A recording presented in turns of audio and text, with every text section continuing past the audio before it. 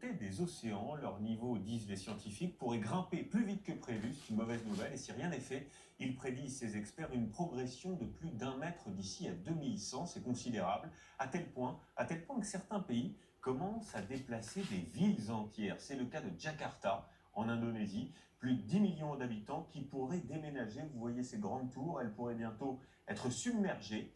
Le chantier s'annonce déjà titanesque. Regardez plutôt, c'est un grand reportage signé Nicolas Bertrand et Antoine Morel. Jakarta, 11 millions d'habitants, une des villes les plus densément peuplées de la planète. C'est aussi une des villes les plus polluées et une des villes les plus affectées par la montée du niveau de la mer.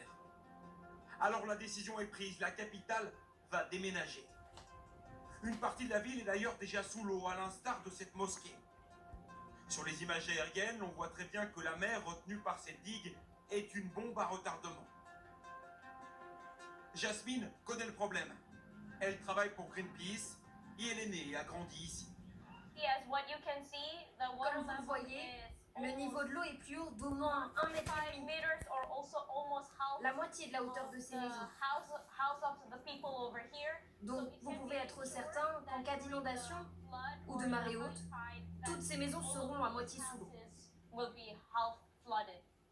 La mer monte à cause du changement climatique, mais la ville s'enfonce aussi, de 5 à 10 cm par an à cause de la surpopulation, car les habitants pompent en grande quantité l'eau des nappes phréatiques et le sol s'affaisse.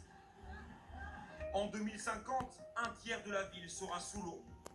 Jusqu'à présent, la réponse des autorités se limitait à une chose, rehausser la digue régulièrement tous les 6 mois. Mais cela ne suffit plus, c'est pourquoi ils ont pris cette décision radicale. Ils vont déménager la capitale à plus de 1000 km, quelque part sur l'île de Bornéo, dans une zone eau sec. Sur ces images, le président indonésien survole l'emplacement de la future capitale. Aujourd'hui, c'est une forêt. Il faut tout construire, ou presque. Un ministre a été nommé pour mener le projet à bien. Il annonce que les premiers fonctionnaires pourront déjà déménager en 2024.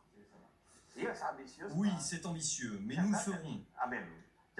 Jakarta continuera à recevoir des financements du gouvernement et pour la nouvelle capitale, nous allons nous appuyer sur des investissements du secteur privé.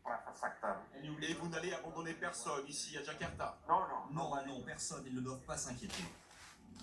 Mais le plan du gouvernement paraît d'autant plus irréaliste qu'il n'y a pas que Jakarta qui prend l'eau. Toute la côte nord de l'île de Java est en train de disparaître. Des centaines de kilomètres carrés ont déjà été engloutis.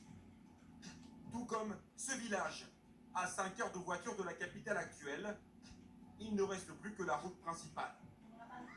La cour de récréation de l'école est inondée en permanence.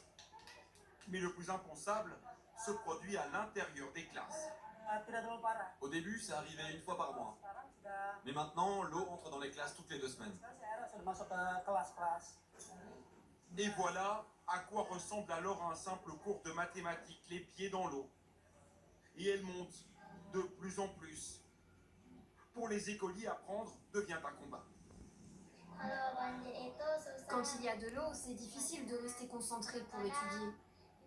Parfois, on doit s'asseoir sur les tables. C'est difficile d'écrire, car tout est mouillé.